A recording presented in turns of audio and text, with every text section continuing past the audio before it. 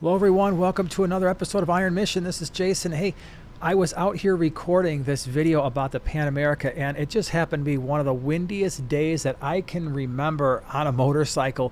The wind is gusting around 40 miles per hour. It's sustained in the 20s, and it's all open road around here. I'm in a lot of cornfields and things like that, and so I'm really catching a lot of wind. And I thought it would be a great opportunity to talk about what do you do when it's really windy outside and you're on a motorcycle? So many of us, when we're looking at our weather apps, we're looking for rain. We're looking to see if it's going to be too cold, how to dress. But we often overlook what happens if it's going to be super windy. Again, with these wind gusts at over 40 miles an hour and a sustained winds in the mid-20s, it's a little cumbersome to ride. And right now what's weird is the wind is actually blowing out of the east-northeast. And so usually it blows out of the west. So when I'm riding north and south, I'm really getting blown around quite a bit. Okay, so thing number one, you're going to see me a lot riding in the center of the lane. I think lane position here is super important. If I were over to the left part of the lane towards the middle of the actual road towards the yellow line, that would be lane position number one. Where I'm riding right now is lane position number two, right in the middle of the lane. And if I were going to go all the way over to the other side, I would be in lane position number three. Now that's really important because when it's super windy outside, you really want to be kind of centered up in your lane. That way, if you're getting a gust of wind and it's blowing you one way or the other, you're not being blown into oncoming traffic or off the road. And believe me, wind can be strong enough to do that. And so lane position number two gives us a little bit of flexibility.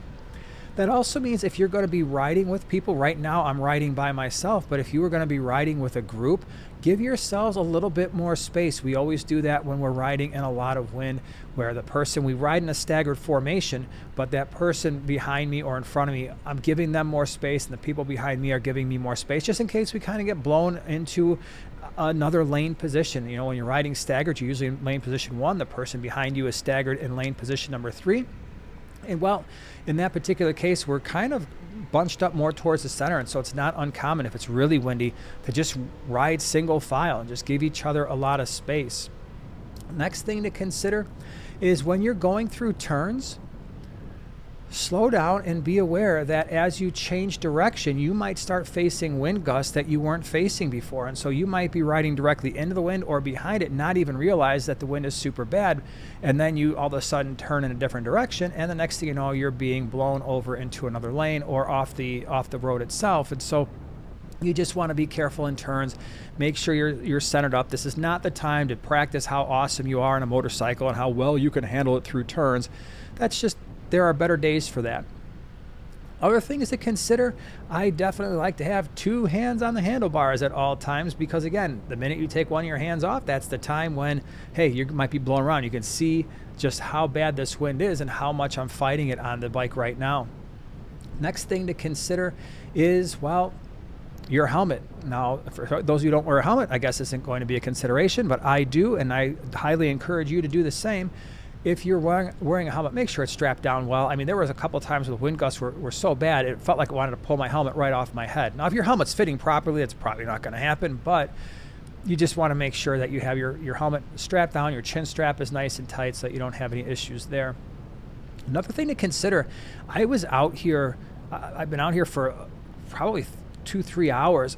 That excessive wind noise, it gets really bad after a while, and so you might want to consider hearing protection. So I have my full face helmet on.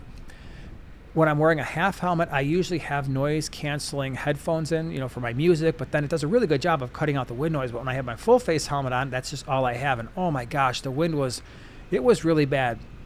And so one of the things that you might want to consider is just having some hearing protection, just because that wind noise, it'll give you a headache after a while if you're putting up with it for hours on end.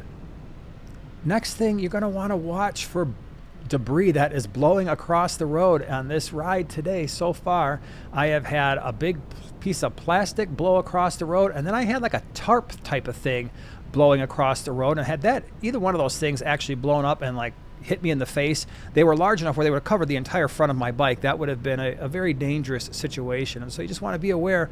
Again, this is why, going closer to the speed limit, not doing crazy things, especially in the wind, might be advantageous, because if you got stuff blowing around or blowing across the road, that can require some emergency maneuvers. And be especially careful when you're coming up to stoplights and stop signs. You just never know, especially at those slower speeds. If you hit a big wind gust comes down, you want to make sure that you are ready to balance your bike.